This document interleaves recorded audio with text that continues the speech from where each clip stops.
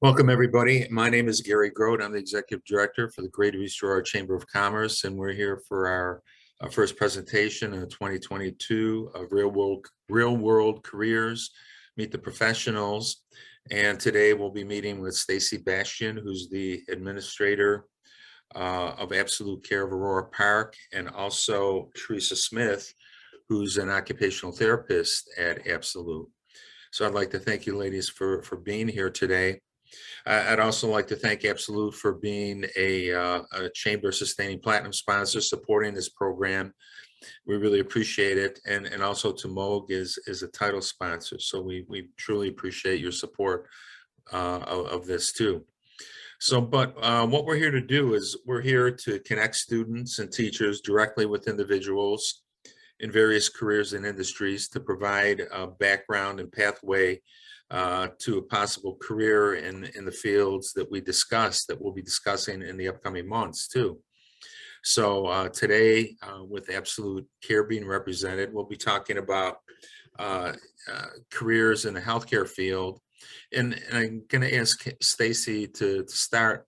First, do a little introduction of herself, and then talk a little bit about Absolut and the vastness of careers that there are there, and then we'll talk to Theresa too. So go ahead, Stacy. Hi, good morning, everybody. So my name is Stacy Bastian. I am the administrator at Absolut Care in Aurora Park, East Aurora. I've worked here for close to 2 years now, but I've had a long career in healthcare. I remember being in high school and not knowing what I wanted to do. And the career path I wanted to take. I always thought I would be a teacher. And then a friend of mine went to nursing school, and I'm like, oh, that sounds good. And I ended up going, and it turns out it was the best decision I made. I loved it.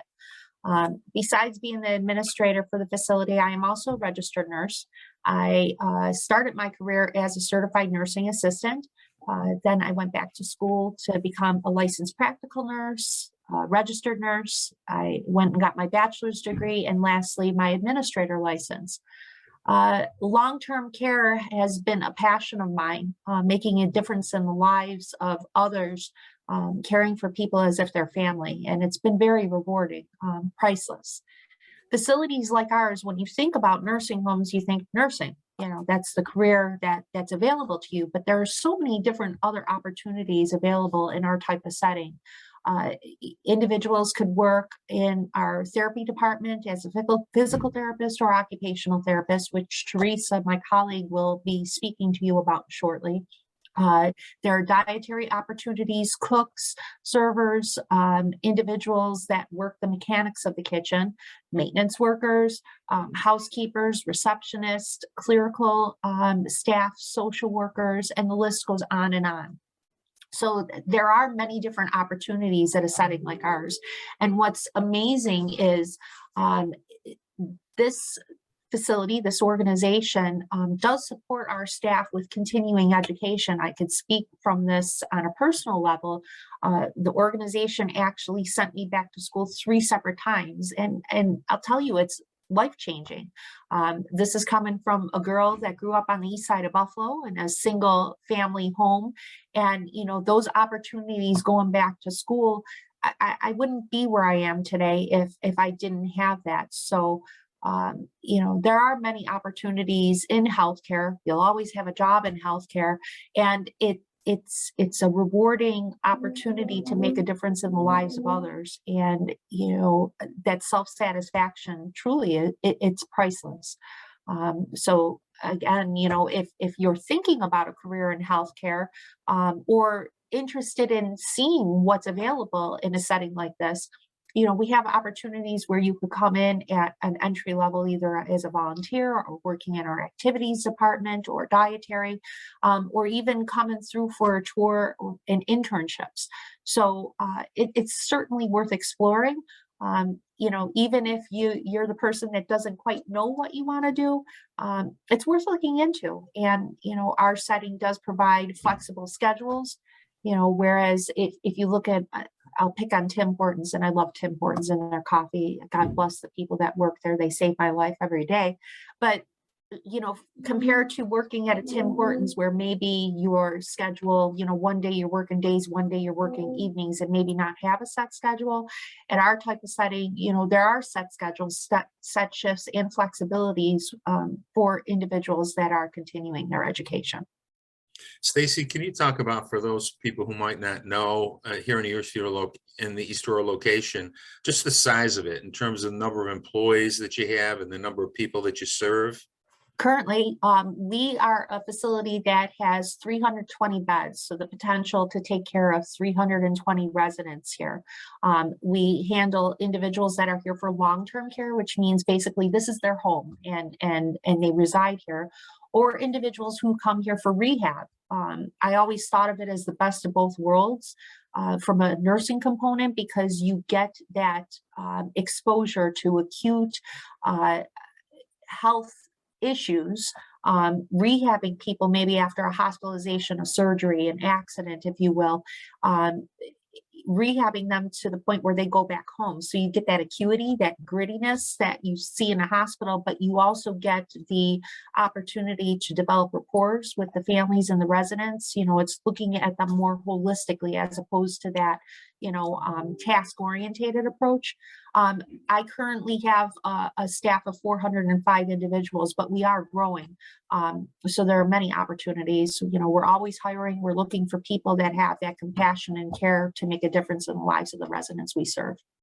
I know we'll probably talk about this in a little bit with Theresa, but in realizing the number of career opportunities and types of positions that you have, generally speaking, going into the healthcare field, what would you recommend in terms of education, maybe even starting in high school, going on to college or community college or certifications, or whatever it might be?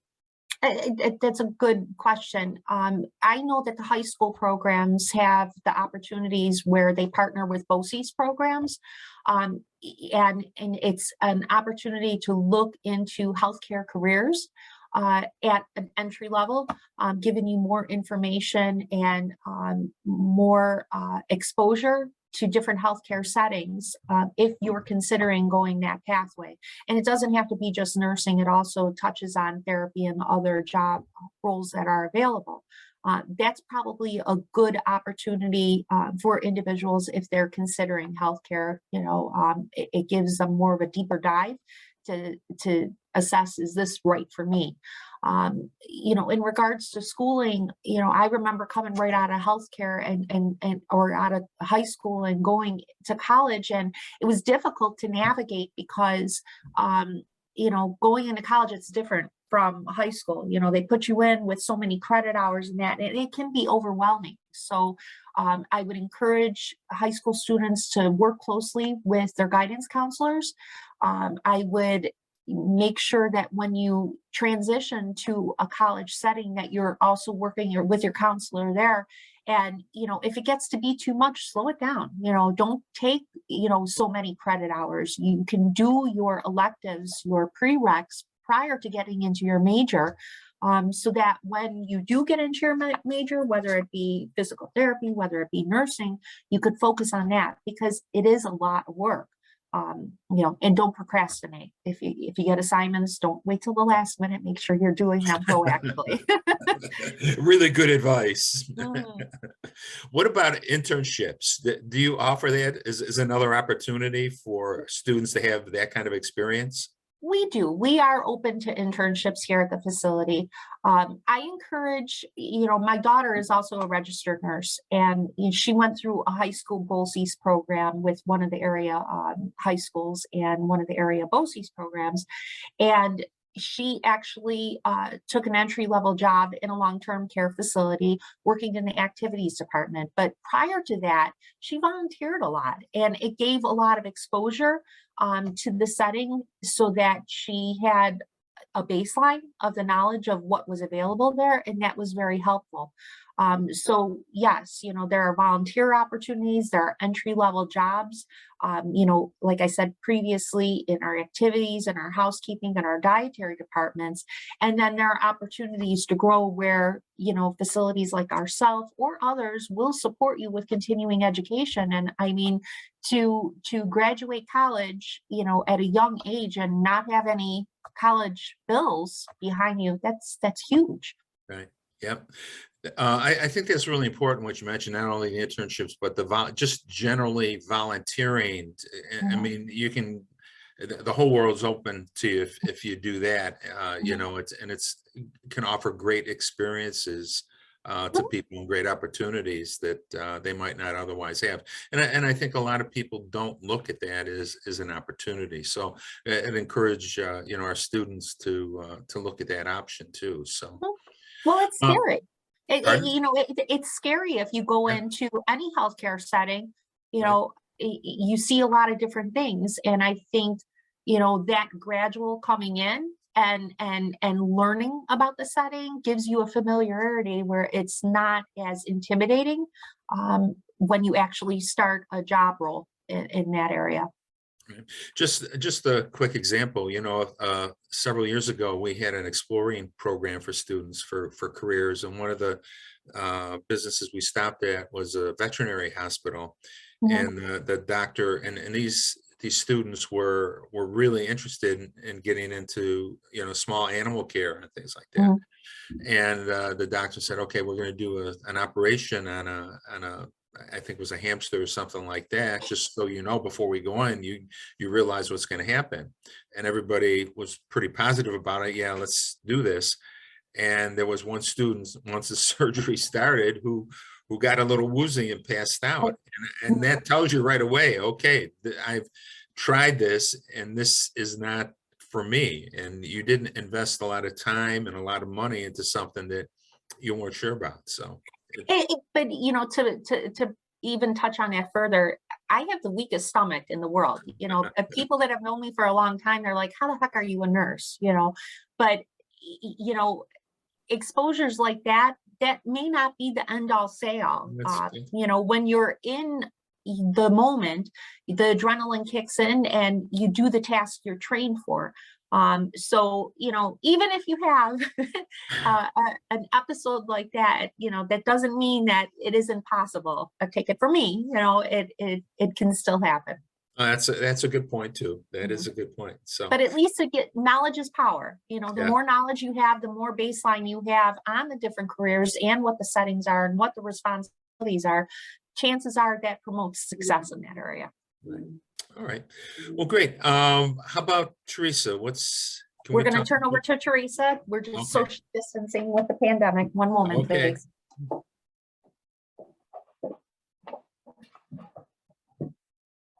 Hello. Hi, Theresa. How are you? I'm good. How are you? Great. Glad you could join us along with Stacy. We really appreciate it. Yes. Thank you for having us. So can you talk a little bit about your background and how you got in occupational therapy, and then talk about your field there, particularly at Absolut, and what goes on day to day? Yeah. So I actually started OT a little bit different from the traditional course. So I started working at like a arts and crafts store when I was like 16, and I stayed there through my high school and then a little bit beyond. So I ended up being a manager there, and then I was a custom framer there. And I realized that I was really bored. I was really bored. The hours weren't worth the pay. So when I was 23, I decided to go back to school or start college for my first time then. I had no idea what for. I just knew I didn't want to do what I was doing. I was really bored. So in my second semester, still not knowing what I was going to do, one day I was going to be a teacher, the next day I was going to be a vet, the next day I was going to be a psychologist, no clue. I took a class called Career and Life Planning. And with that class, I did a lot of value assessments. I looked into how much schooling I was willing to do, what type of hours I wanted to work, what type of setting to be in, and how much I was looking to make. And then from there, that's when I learned about OT, and I was looking more into OT, PT, and psychology at that time. And then I found that OT was kind of a combination of the two. And so I loved it. So from there, I really enjoyed my coursework. Some of the most interesting stuff, we did have to dissect a cadaver, which was pretty cool. I have dissected a brain, which is also was really cool. I love the neuroscience behind it. I just love it. And then, so I ended up getting a master's in occupational therapy. From there, I went into pediatrics because I thought I wanted to work in pediatrics. So I worked for a contract company that was in the Buffalo School District and also Kenmore, Tonawanda area, where I did Learning Links, which was like a reflex integration lab. And I also worked at Autism Services.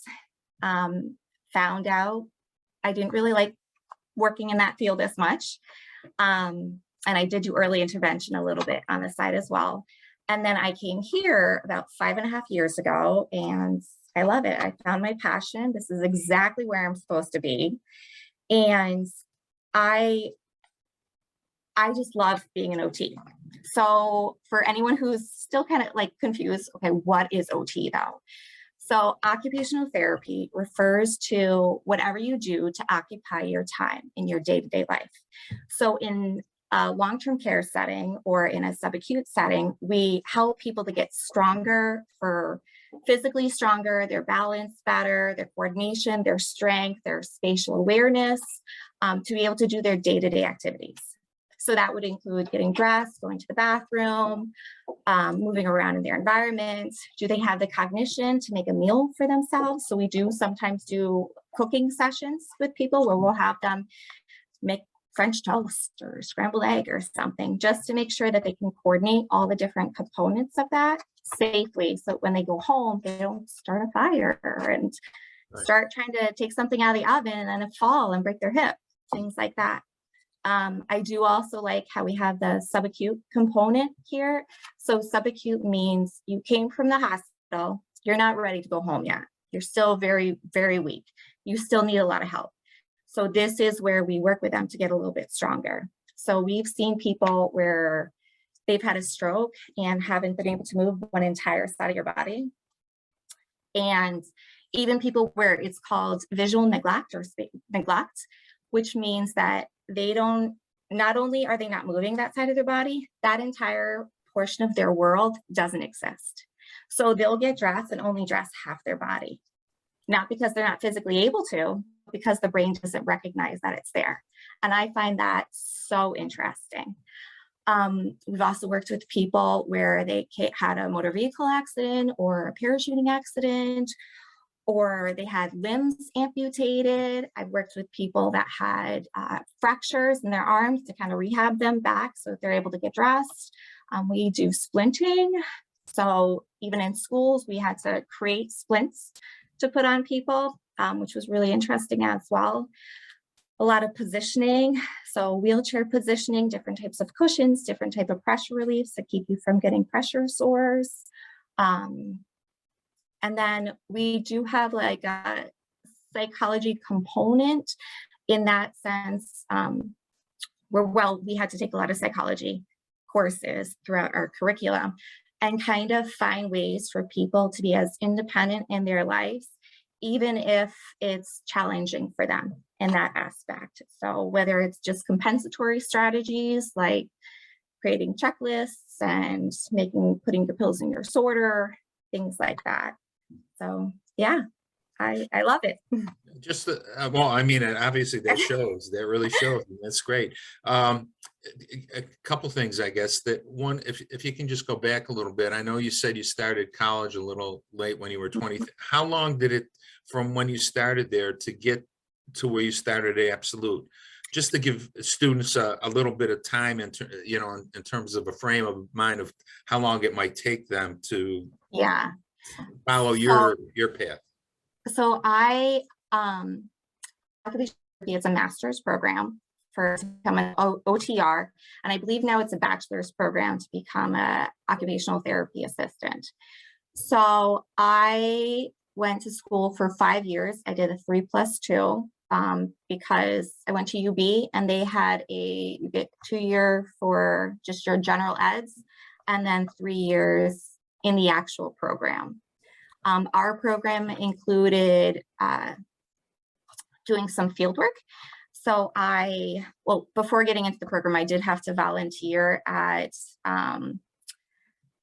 what's it called? The cancer, Roswell, sorry. I did volunteer at Roswell. Did intern at the VA for a week with hand therapy. I was at Mercy Hospital, South Mercy Hospital for a week also in their acute care setting. So we were up in the ICU briefly and then the medical review unit briefly.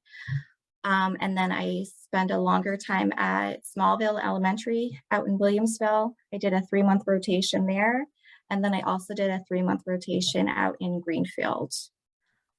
So it did take some time. So I did only graduate in 2015. So I started 2010 and graduated in 2015.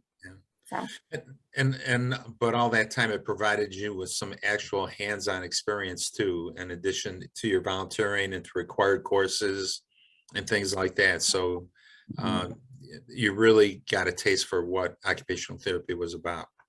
Yeah, and you got your hands dirty, definitely. Yeah. So when you were in there and you were doing the field work, you were the treating therapist.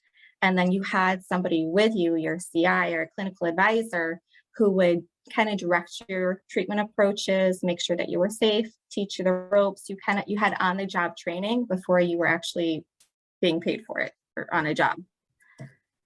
I know you probably covered, I know you did cover some of this, but can you maybe talk a little bit about what a typical day might be for you when you're working? And again, you probably addressed some of that already, but yeah. So the students have a sense of, okay, I get up, I go to work, and then what happens? Yeah, well, the best part is every day is different, which I need. It can be different, and then you can also have like a regimented area to it. So for me, I came in, I looked at our schedule, figured out what patients I was going to see, got together my information by looking at their previous treatments for the past few days. And then you may go and spend like an hour with somebody, helping them to get washed and dressed. And maybe they had a stroke, so you're teaching them how to get dressed, even though you have only one arm to use to get dressed. And then from there, we typically see anywhere from 6 to 13 people in a day, depending on our caseload. And it's typically between 30 minutes to 60 minutes for each person. So you may go and spend an hour getting one person up and ready, dressed, and then maybe do some arm exercises with them with some weights, dumbbells, maybe some standing balance tasks with them. And then that hour is done, and then you go to the next person, and maybe this next person needs more training on adaptive equipment. So you get the adaptive equipment, you work with them on that, and then you go to the next person. Maybe this next person really needs hands-on manipulation to get their shoulder and their scapula moving more. So then you're doing that for that time period. And then sometimes we do also co-treat. So we're working with a physical therapist. So let's say we were standing and getting ready to walk. We may be looking more at how they're pushing up to stand up, where they're putting their hands. Are they putting their weight through their arms? Are they maintaining their position in space and postural awareness while they're standing? While the PTs are really focusing on like the leg strength and how their gait pattern is or how their walking pattern is. So that's pretty cool. And then maybe your next session, you're fitting somebody for a splint, trying it on, and then coming back for a few hours later and making sure it still works for them. It's not causing them any discomfort. And then lots of paperwork. Yeah, I'm sure. Is there anything that we didn't cover that you feel is important to stress that you might want to mention? Maybe just a few. So remember how I said I worked at an arts and crafts store? Right. It's closed now. Oh, snap. So I made the right choice. Right. And I actually have two sisters that are nurses. So there was a big part of me that was thinking, should I go in for nursing? But I can't do blood. So Were they nurses before you started your training for occupational therapy? we had one of our students in the class that I was in, was initially going for neuroscience, and another person was actually a pharmacist who went back to school to become a therapist. And then one of our OTs that we have now started school for nursing and then realized they wanted to go for OT instead. So I really like it. You know what? I'm going to ask Ed Stenzel from Orsby. Ed, I don't know. I know you had a couple chat things there, and I know there may have been a couple issues, but I don't know if you had any questions for Theresa at all. No, I guess the one question I do have, and I know those kids will probably be curious, I do have in the health careers, some of those kids are interested, like I said, nursing, the PT, the OT, all different areas. Our sports conditioning kids are more into the PT end of it. So I apologize they couldn't make it this morning, but I know the students will be looking for like an internship. They'll have to start doing like a 2-3 week internship this spring. If they're interested in OT, is there a possibility of doing an internship with Absolut Care? Yes. I just looked at our I didn't know if they had to be a certain age or administrator. stuff like that. Okay. But we have had students here before. We have had students from Duville, UB, Damon, who did their residency here previously. I know for PT, because like I said before, I was looking into PT. Theirs is a doctoral program, so it's one more year extra, and I think they have to do a GDR or GDRs as well. But they're very hands-on. They're really focusing on the mobility, the lower body strength, their balance.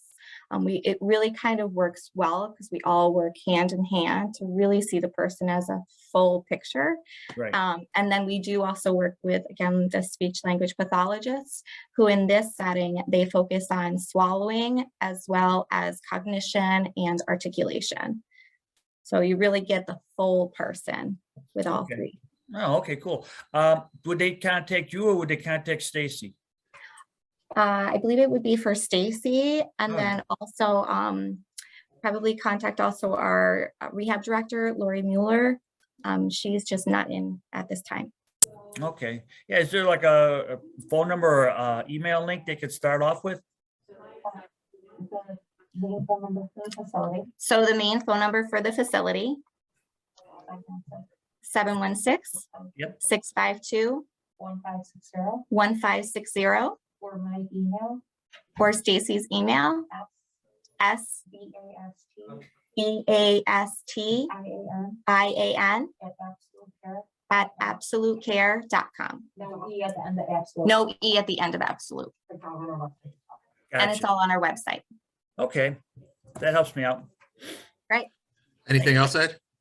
No, that's pretty much it. I'm sure they'll, I think what they're gonna do is, we're having problems with the smart board in the health careers. And what we're gonna do is probably ask you for like a tape of this, and the kids gonna watch it. And yeah, this is recorded, so we'll provide a link and we'll send that back to you. So, okay. all right, thank you. No, I appreciate your time, both for you, April and Theresa. Thanks. Okay. You're welcome. Stacy, maybe we can turn it back. I'm sorry, Theresa, turn it back to Stacy, just so we can wrap up. Okay. I don't know, Stacy, just as we wrap up, I don't know if you had anything else you wanted to say or comment on? Just to the high school students out there, it's a lot of pressure and it's scary when you're thinking, what am I going to do for the rest of my life? But you don't have to have it all. You don't have to have all the answers.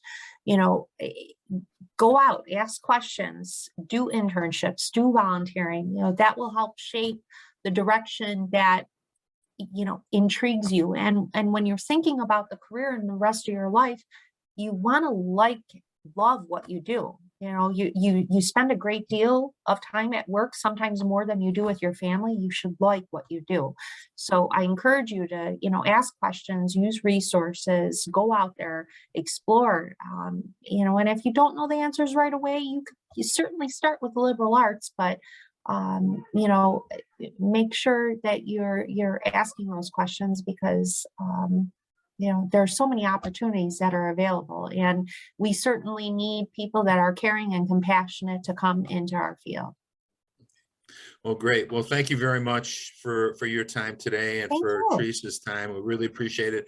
Very good information, and we hope our students really take that to heart in terms of their planning, their career, and if this is something that they're interested in, that possibly reach out to you and Absolutely. give them a little direction. So again, Absolutely. I'd like to thank you, and I'd like to thank Absolut Care for their support of this program, and Moog also is a title sponsor. But we'd like to remind everybody that our next presentation will be Wednesday, February 16th at 9 a.m. We're going to do it as we did today. We're going to do it live, and students and teachers and administrators are welcome to join us. And we'll have Pete Sergi, who's the Senior Employee Engagement Specialist from Moog, working in the Human Resource Department, talking about Moog, the occupations there, the career opportunities there. And we'll also have the opportunity to talk to one of their aerospace engineers. So it should be very interesting also. So again, Stacy, thank you. Theresa, thank you. And thanks everybody for joining us, and we'll see you soon. Thank you. Thank you. Have a good day. You You too. too.